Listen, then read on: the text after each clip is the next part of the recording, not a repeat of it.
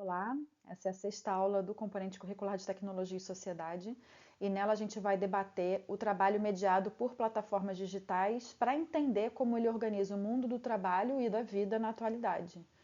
Essa discussão dá continuidade às aulas anteriores, mas agora a gente vai deslocar o foco da fábrica para os aplicativos, algoritmos e plataformas digitais que passaram a organizar grande parte do trabalho entre a primeira e a segunda década do século XXI, ou seja, mais ou menos de 2015 em diante. Então, o nosso objetivo é compreender o que é o trabalho de plataforma, em primeiro lugar, quando é que ele surgiu e quais são as suas principais características. Nós vamos analisar o papel da tecnologia, especialmente das tecnologias da informação e da comunicação, nesse modelo de produção. Vamos discutir quais são os impactos concretos e os impactos subjetivos desse tipo de trabalho na vida dos trabalhadores. Vamos falar também da sua relação com o crescimento do setor de serviços e da informalidade nessa primeira metade do século XXI. E vamos refletir como o trabalho de plataforma pode ser entendido como parte de uma nova reestruturação produtiva, que é um conceito que a gente discutiu lá na aula 5, né, a última aula, trazendo efeitos econômicos, políticos, sociais ainda mais amplos do que esses sentidos diretamente pelos trabalhadores no seu ambiente de trabalho. Nós vamos encerrar a aula olhando para as novas formas de resistência e organização dos trabalhadores para os efeitos mais perversos dessa forma de organização do trabalho, lembrando sempre que esse é um processo histórico que está em disputa, que está em construção e que nada disso é um quadro encerrado, fechado. Bom, para começar, a gente precisa então esclarecer os conceitos-chave. Eu quero alertar que esses conceitos estão melhor trabalhados, melhor descritos no material de apoio que está lá no AVA, então não precisa ter ansiedade nem desespero se não conseguir entender tudo aqui nessa fala, né? A gente vai só pontuar, depois você vai lá e consulta. Bom, o primeiro conceito é o conceito de plataformas digitais. O que elas são? São infraestruturas tecnológicas que organizam, mediam e governam as atividades de trabalho e de consumo. Que atividades são essas? Transporte, entregas, serviços, produção de conteúdo e até o gerenciamento de microtarefas. Quando essas plataformas passam a organizar o trabalho, a gente está falando então de plataformização do trabalho. Em alguns escritos aparecia a ideia de uberização, mas hoje em dia se utiliza mais o termo, o conceito plataformização do trabalho. Dados são os registros produzidos continuamente por essas plataformas. Então, localização, tempo de trabalho, as avaliações recebidas, a quantidade de cliques, os trajetos percorridos e a produtividade, por exemplo. No cotidiano, isso aparece quando os aplicativos registram as corridas, as entregas, as notas recebidas pelos trabalhadores e até pelos consumidores, os horários de trabalho realizados e o desempenho desses trabalhadores. Algoritmos, né, nosso próximo conceito, são os conjuntos de regras que são programados e que usam esses dados para tomar decisões como distribuir as tarefas, definir os pagamentos, ranquear os trabalhadores e até mesmo desligá-los da plataforma. Tudo isso se articula a uma ideia que nós chamamos aqui de financeirização da economia. Ou seja, agora a gente tem um modelo de acumulação de riquezas no capitalismo que é baseado menos na produção direta dessas mercadorias e mais na circulação do capital, na circulação dos dados e das próprias riquezas. Então, quem é que compra, quem que vende, para onde essas mercadorias vão. Esse processo todo, ele é sustentado pelo que nós chamamos de racionalidade neoliberal, que valoriza a competição dos trabalhadores, né? A responsabilização individual e é aquela ideia básica de que todo trabalhador deve se comportar como um empreendedor, né? Como um empreendedor de si mesmo. Aparece até naquela ideia de microempresa individual. Esses conceitos, repito, estão lá mais aprofundados no manual que está disponível, tá, na sala do AVA. Então, aqui a gente só está citando para poder passar adiante a nossa discussão. A expansão do trabalho de plataforma está diretamente ligada à crise econômica global de 2008. Essa crise foi marcada por um colapso geral do sistema financeiro internacional, pelo aumento do desemprego e pela queda das taxas de lucro. É a partir desse contexto, principalmente de 2015 em diante, que as plataformas digitais se expandiram como uma resposta do capital à crise, porque elas ofereceram formas mais flexíveis, mais baratas e desregulamentadas de organizar o trabalho. Esse processo, obviamente, não surgiu do nada. Ele aprofundou as tendências que já estavam presentes no toyotismo, como você viu na última aula, e essas tendências são aquelas de flexibilização, terceirização, só que agora elas são mediadas por tecnologias digitais e algoritmos. Então, o avanço tecnológico, né, das tecnologias de informação e comunicação tem uma centralidade nessa nova forma de acumulação capitalista. Mais uma vez, é importante reafirmar aquilo que nós temos visto ao longo de todo o componente curricular. A tecnologia não é neutra. Quando um aplicativo define o quanto você vai ganhar por entrega, quando um sistema decide quem é que recebe mais chamadas, quando uma avaliação de cliente afeta o seu acesso ao trabalho, nós estamos vendo interesses econômicos que estão inscritos nessa tecnologia. Esses interesses, eles aparecem de uma forma invisível, naturalizada, como se fossem apenas escolhas técnicas, mas na verdade elas são decisões sociais e políticas mediadas por esses algoritmos. A tecnologia aparece como uma conveniência, mas também como uma forma de controle e disciplinamento do trabalho e da própria vida cotidiana. Além disso, as plataformas se tornaram infraestruturas indispensáveis na vida de todo mundo. Elas mediam transporte, alimentação, comunicação, trabalho, lazer e até as nossas relações pessoais. Para muitos trabalhadores, não estar na plataforma significa não ter acesso à renda.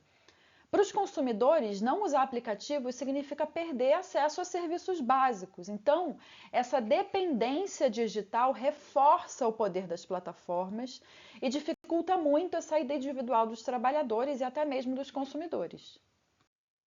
A coleta de dados, então, pode ser entendida como uma nova forma de extração de valor, de mais-valia. Lembra do conceito lá que a gente trabalhou em Educação para o Mundo do Trabalho? São os dados que permitem às plataformas otimizar os processos, reduzir os custos, terceirizar trabalhadores e aumentar a exploração sem precisar ampliar direitos nem salários. O trabalhador produz valor não só com seu trabalho físico, intelectual, mas também quando acaba fornecendo esses dados que são gerados continuamente e que passam a ser apropriados pelas plataformas. Cada corrida, cada entrega, clique, avaliação gera dados que alimentam os algoritmos, ampliam a eficiência da gestão e então aumentam os lucros das plataformas. Os dados funcionam ao mesmo tempo como um instrumento de controle do trabalho e do consumo, sendo então a nova base da acumulação capitalista contemporânea. Agora a gente fala então dos algoritmos, qual é o papel deles nisso tudo, né? O que a gente chama de gestão algorítmica é a possibilidade de controlar o trabalho à distância. Em vez de gestores, de administradores, a gente tem programas pré-estabelecidos que tomam e aplicam as decisões automaticamente, de acordo com determinados cálculos baseados em critérios que ninguém sabe ao certo como eles são definidos. E é por isso que a gente pode falar de um elemento central nessa forma de organizar o trabalho, que é a opacidade algorítmica, ou seja, os trabalhadores, os consumidores, ninguém sabe exatamente como funcionam essas regras, como é que elas definem as tarefas, a remuneração, as punições e até mesmo os desligamentos da plataforma. Isso, obviamente, dificulta muito a contestação, a negociação e a organização coletiva, o que amplia a assimetria, a diferença de poder entre as plataformas e os trabalhadores e até mesmo a fiscalização, né, a partir de leis trabalhistas pelo Estado, pelos governos.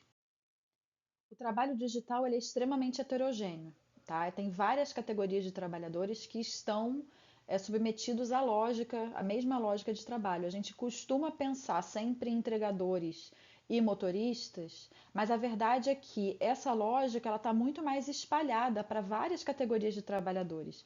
E esse, inclusive, é um dos motivos pelos quais não se fala só em uberização do trabalho, porque isso daria a entender que só um tipo de trabalhador estaria submetido a essa lógica, mas isso não é bem verdade. Esse tipo de trabalho, ele inclui entregadores e motoristas, como a gente já viu, mas também trabalhadores de microtarefas, né, os chamados freelancers digitais, profissionais de tecnologia, que são até mesmo esses assalariados da alta tecnologia, muitas vezes localizados em países mais centrais do capitalismo, porque são profissionais com maior nível de qualificação, e também o trabalho não remunerado de usuários, que é o que a gente chama de prosumidores. Pensa nas plataformas de hospedagem, né? Aquela pessoa que consome hospedagem a partir dessas plataformas, elas não recebem para isso, mas elas estão gerando dados. E como a gente viu, né, os dados são centrais para que as plataformas organizem todo o trabalho e consigam gerar lucro. Então, são muitas categorias profissionais, elas têm condições muito diferentes, mas em comum elas têm o fato de estarem submetidas à mesma lógica das plataformas e das tecnologias digitais. Em países periféricos, como é o caso do Brasil, a desregulamentação do trabalho é histórica e o emprego formal é frequentemente visto como uma regalia. Na sociologia do trabalho, se chama isso de privilégio da servidão, que é quando o trabalho com direitos aparece como se fosse um privilégio para poucos, enquanto a informalidade e a precariedade viram regra de sobrevivência para a maioria. Nos últimos anos, esse quadro se ampliou muito com a expansão do trabalho informal e instável, exatamente como a gente discutiu na última aula, né? Esse processo acabou sendo acompanhado por um discurso de valorização do empreendedorismo, que na verdade só faz transferir os riscos para o trabalhador, naturalizando a precarização. Ao mesmo tempo, surgiram também novos respaldos jurídicos, como, por exemplo, a figura do trabalho intermitente, que é quando o trabalhador só recebe quando é convocado para cumprir determinada tarefa, mesmo que no restante do tempo ele fique à disposição da empresa. O microempreendedor individual é uma forma de obrigar o trabalhador a se registrar como microempresário para prestar serviços contínuos, assumindo os custos e sem nenhum vínculo empregatício. E a pejotização, que é quando o trabalhador é contratado como se fosse uma empresa, daí a denominação PJ, né, pessoa jurídica, mesmo que ele cumpra as mesmas metas e tenha as mesmas relações de subordinações típicas de um empregado, mas isso elimina qualquer obrigação de garantir direitos trabalhistas pela empresa contratante. As plataformas digitais não criaram esse cenário, mas elas se valorizam, se beneficiam dele e aprofundam, porque elas reorganizam essas formas históricas de exploração, mas agora com forte aparato tecnológico e digital.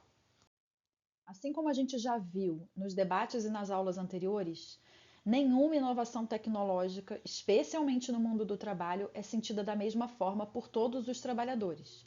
Aspectos como gênero, raça, etnia, idade, acesso à educação formal e outros podem agravar ainda mais a precarização do trabalho e da vida.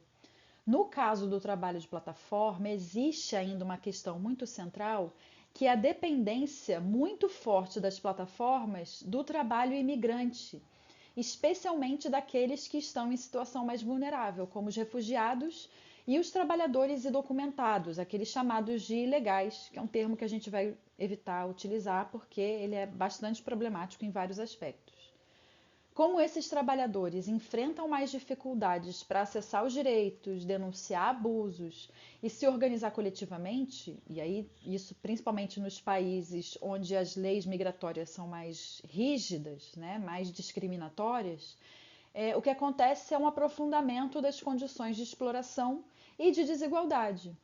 Além disso, os imigrantes são uma espécie de mão de obra sem fronteiras, que fica à mercê das regras das plataformas, sem a proteção das leis nem dos seus países de origem, nem dos seus países de residência. Nesse sentido, né, tanto as guerras e as catástrofes ambientais operam um papel muito importante para a generalização do trabalho de plataforma, porque elas formam e mantêm esse exército de trabalhadores altamente desprotegidos, já que as crises migratórias costumam cada vez mais ser originadas nesse tipo de fenômeno. A plataformização é uma nova reestruturação produtiva porque ela foi uma resposta dada à crise de 2008 que permitiu que o capital encontrasse novas formas de recuperar sua lucratividade. Ela se apoia tecnologicamente nas inovações da chamada Indústria 4.0, que une as plataformas digitais, a inteligência artificial e a chamada Internet das Coisas, ou seja, máquinas e objetos e sistemas conectados que são capazes de coletar e trocar dados em tempo real, como por exemplo os nossos celulares, relógios inteligentes e por aí vai. As plataformas permitem controlar e expandir formas instáveis de trabalho em escala global e também, a partir de cálculos algorítmicos, antecipar e dirigir tendências de consumo. Dessa forma, elas fortalecem a financiarização da economia. O valor das empresas passa a depender menos do que elas realmente produzem, muitas vezes sendo valorizadas mesmo quando estão no prejuízo, e mais do controle de dados, das expectativas de crescimento e da sua posição no mercado. Tudo isso com forte influência da especulação financeira. O resultado é uma transformação social bem mais ampla. A instabilidade no emprego deixa de ser exceção e passa a funcionar como regra. O trabalho se torna permanentemente flexível, fragmentado e submetido a mecanismos digitais de controle. É por isso que a plataformização do trabalho não é uma coisa isolada, ela faz parte dessa nova reestruturação produtiva que reorganiza o trabalho, o Estado e o próprio capitalismo hoje. Apesar de todas essas tendências de precarização e intensificação da exploração já serem bastante comprovadas pelos dados e pelos trabalhos científicos, é importante que a gente se lembre que esse processo não acontece sem resistência e que ele não está indicando um destino inevitável para a humanidade. Os trabalhadores da era digital, eles também constroem as suas formas de luta, atualizam as suas organizações.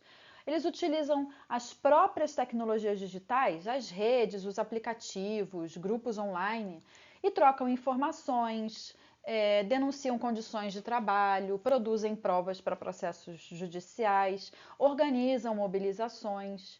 E aí acabam surgindo novas formas de organização e de atuação sindical. Muitas vezes elas são articuladas para além das fronteiras nacionais, né? Greves internacionais já foram desenvolvidas, já foram feitas, e isso acompanha o alcance global das próprias plataformas. Ou seja, se as tecnologias podem ser usadas para controlar, explorar e gerenciar o processo de extração de valor, elas também podem ser apropriadas como instrumentos de organização coletiva, o que faz com que todo o desenrolar do histórico daqui para frente ainda esteja muito em aberto, apesar das tendências serem essas que nós descrevemos até agora. Então, a gente encerra essa aula com essa questão para chamar a próxima discussão. Quais são as perspectivas e tendências em curso? Como é que elas têm se desenvolvido e qual sociedade está sendo criada para um futuro muito próximo? Essas tecnologias da informação e da comunicação, elas são frequentemente propagandeadas como um passo fundamental e inevitável para o desenvolvimento econômico, tecnológico, social e até para a sobrevivência humana. Mas será que elas estão mesmo promovendo esse desenvolvimento ou aprofundando as desigualdades e colocando a própria noção de desenvolvimento e progresso cada vez mais em xeque?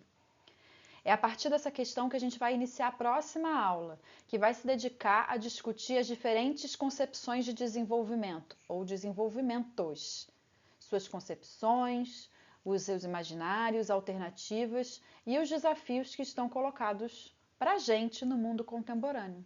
Nos vemos lá!